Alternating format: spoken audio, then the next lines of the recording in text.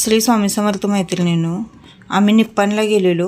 तिथे मला छोटासा माईक घ्यायचा होता, कारण ज्यावेळी मी व्हिडिओ एडिट करत असते त्यावेळी काय होतं तर आम्ही असं एकत्र बिल्डिंगमध्ये राहत असल्यामुळे बाहेरचा खूप आवाज येतो व्हिडिओमध्ये. This is me.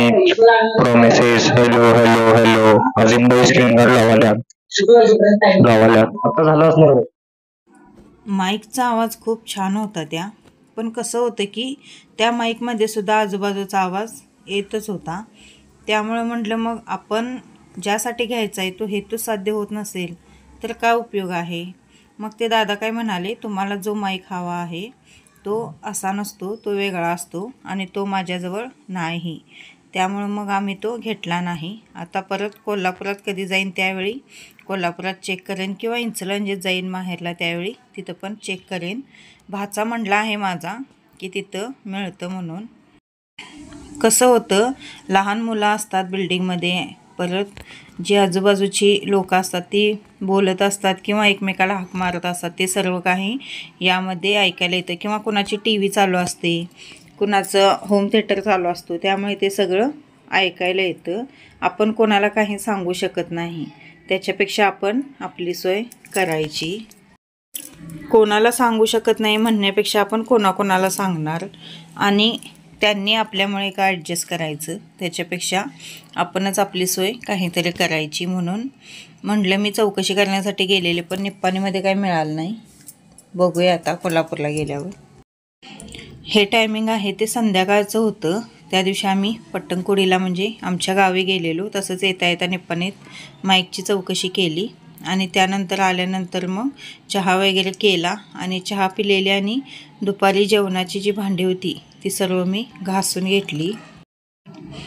त्यानंतर आता लागायचं आहे स्वयंपाकाला, कारण जवळजवळ 6-6:30 वाजले होते. त्यामुळे 6-6:30 वाजलेले, त्यामुळे स्वयंपाक करूसपर्यंत 8 नक्की वाजणार.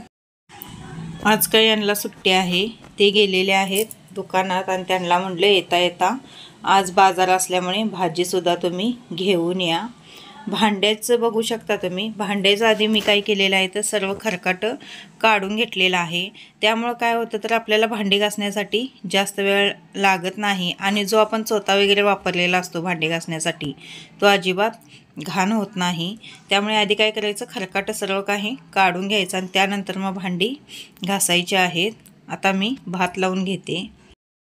आता तुम्ही म्हणाल की ताईने भांडी जाळीमध्ये का भांड्याच्या डब मारली नाहीत, पातेल्यात का ठेवली, तर जाळी थोडीशीच भांडी होती त्यामुळे मी जाळीत काय डब मारले नाही. आता स्वयंपाक झाल्यानंतर काय करणार, मी गॅस कट्टा ज्यावेळी धुवून घेते त्यावेळी गॅस कट्ट्यावरच ती भांडी सगळी डब मारणार आहे. त्यामुळे पाणी नितळले की मग परत ती आपण कपाटवर मांडून ठेवली तर चालतात. भात करत असताना मी एक इथे टिप्स देते तुम्हाला की ज्यावेळी आपण भात करतो त्यावेळी एक 5 मिनटं तांदूळ पाण्यामध्ये ठेवायचे आहेत. त्यामुळे भाताची चव खूप छान येते. भाजी काय करायची हे टेन्शन आहे. आज बाजार आहे आमच्या गावचा. आता हे भाजी घेऊन येतील, पण तोपर्यंत थांबायला लागणार. आपण तोपर्यंत चपात्या करून घेऊया. माझी चपाती करण्याची पद्धत मी आज तुम्हाला या व्हिडिओमध्ये दाखवते. मागच्या व्हिडिओमध्ये मी म्हणजे खूप दिवस झालं दाखवलेलं आहे, पण भरपूर नवीन ताई पण आपल्याला जॉईन झालेले आहेत, त्यामुळं त्यांना पण माझी पद्धत चपाती करण्याची मी दाखवते. आता भात लावलेला आहे, चपात्या करून घेऊ. माझी चपातीची पद्धत म्हणजे मैत्रिणींनो, मी 1 घडीची चपाती बनवते. एक जण कसं करतात तर 2 घडीची चपाती बनवतात किंवा 4 घडीची बनवतात, पण मी 1च घडी घालून चपाती बनवते. ही चपाती करण्याची पद्धत जी आहे ती खूप चांगली आहे, कारण या 1 घडीमुळे चपाती खूप अशी टम्म फुगली जाते आणि एकदम मऊसूत चपाती होते. तुम्ही नक्की ट्राय करून बघा आणि मला कमेंटद्वारे नक्की कळवा की चपाती कशी होते. आणि पीठ मळत असताना त्यामध्ये काय करायचं, थोडंसं कच्चं तेल आपण पीठ मळताना घालायचं आहे आणि 5 ते 10 मिनटं आपण पीठ मळलेलं भिजत ठेवायचं.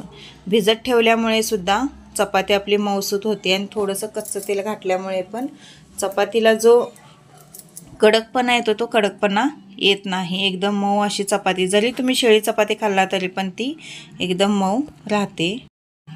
प्रत्येक ताईंच्या घरामध्ये रोजचा प्रॉब्लेम असेल की भाजी काय करायची, कारण भाजीचाच प्रॉब्लेम येतो. आणि कसं होतं, दिवसभर दुकानात असल्यामुळे ज्या निवडायच्या वस्तू असतात, गवारी म्हणा किंवा कुठलीही शेंग आणलेली असेल ती निवडायची राहून जाते, किंवा पालेभाज्या आणल्या तरी निवडायच्या राहून जातात. त्यामुळे भाजी काय करायची हा प्रश्न उरतोच. आणि नेमकं ज्यावेळी भाजी करायची असते त्यावेळी लक्षात येतं की भाजी निवडायची आहे ही. त्याच्यापेक्षा काय करायला पाहिजे, ज्यावेळी आपण माळवं घेऊन येतो बाजारातून त्याच वेळी काय करायला पाहिजे, तर सगळ्या भाज्या निवडून ठेवल्या पाहिजेत. मैत्रिणीनं असं कोणाकोणाच्या बाबतीत होतं ते सांगा. भरपूर त्यांच्या बाबतीत असं होत असणार आहेत. आणि हे साहेब शाळेतनं आलेले आहेत आणि झोपलेले आहेत. चला तर मी आता तुम्हाला माझी चपाती करण्याची पद्धत दाखवते. अशा पद्धतीने मी एकच घडी घालते चपातीला. भरपूर ताई 2 घड्या घालत असणार, पण मी एका घडीची चपाती बनवते. याच्या आधीच्या व्हिडिओमध्ये मी चपाती करण्याची पद्धत 2-3 प्रकारची दाखवलेली आहे. पण का कोणास ठाऊक मला हीच चपाती जास्त आवडते, कारण यामुळे चपाती मऊ पण होते आणि चांगली टम्म अशी फुगली पण जाते. कोणत्या तरी गावाला जाऊन आला की खूप कंटाळा येतो बघा, काहीही करायला नको वाटतं. आणि त्यात उन्हात जाऊन आलं तर अजिबातच काय करायला नको वाटतं. पण एक वेळ पुरुषांना झोपलं तर चालेल, पण स्त्रियांना अजिबात झोपून चालत नाही. त्यांना सगळी कामे ही करावीच लागतात. बघू शकता तुम्ही व्हिडिओमध्ये मी दाखवत आहे तुम्हाला किती छान चपाती फुगलेली आहे आणि एकदम मऊसूत चपाती तयार होते. आणि ज्या दिवशी उपवास असतो त्या दिवशी तर बघा खूप असं पित्तानं गरगरल्यावानी होतं. त्यामुळे तर काहीही करायला नको वाटतं, कारण बारीक असं डोकं पण दुखायला चालू होतं आणि कंटाळा पण येतो, त्यात प्रवास. त्यामुळे अजिबात म्हणजे काय करायलाच नको वाटतं. हा जो बॉक्स आहे तो आम्हाला बांधकाम कामगारची भांडी मिळालेली त्याचा बॉक्स आहे. मग आता तो बॉक्स टाकण्यापेक्षा म्हटलं त्याचा आपण काहीतरी टाकाऊपासून टिकाऊ असं काहीतरी घरच्या घरी तयार करावं, म्हणून मी तो बॉक्समधून कट करून घेत आहे. मीनं जे कपाट आणलेलं आहे त्या कपाटाच्या बरोबर मापाने मी कट करून घेत आहे त्याच्या कप्प्याच्या, कारण आपल्याला काय होईल तर त्यात कपडे ठेवण्यासाठी होईल.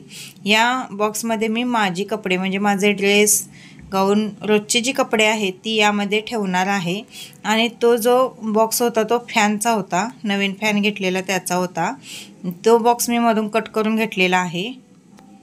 त्या बॉक्सला काय करणार आहे तर यांचा जो जुना टी शर्ट होता खराब झालेला तो घालणार आहे.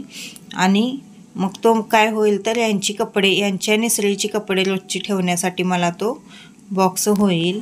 घरच्या घरी आपण असं काहीतरी करू शकतो. काय होतं तर तेवढाच एक बॉक्स आपण घेतला कपाटामधून तर त्यात आपल्याला सगळे कपडे मिळतात. नाहीतर मग आपण असं घड्या करून ठेवलो तर एक घ्यायला जातं आणि दुसरं पडतं. त्याच्यापेक्षा असं केलेलं बरं. आता याला काय करणार आहे तर सुई आणि दोऱ्याने मी शिवणार आहे. तुम्ही चिकटपट्टीने किंवा जो आपला ह्याचा ग्लो असतो बघा, नाही तर तुम्ही ब्लू गनने किंवा स्टॅपलरच्या पिनाने सुद्धा पिना मारून तुम्ही तयार करू शकता. माझ्याकडे स्टॅपलरच्या पिना वगैरे संपलेल्या आहेत, त्यामुळे मी काय केलं, सरळ सुई आणि दोरा घेतला आणि अशा प्रकारे शिवून घेतले. त्याला शिवल्यामुळे सुद्धा व्यवस्थित अगदी म्हणजे असं ताणून बसलं जातं बघा ते. आणि खूप छान असं रियूज झालेलं आहे त्या बॉक्सचं. कपाटामध्ये मी जे कपडे ठेवलेले आहेत ते तुम्हाला दाखवते मी कशी ठेवलेले आहेत.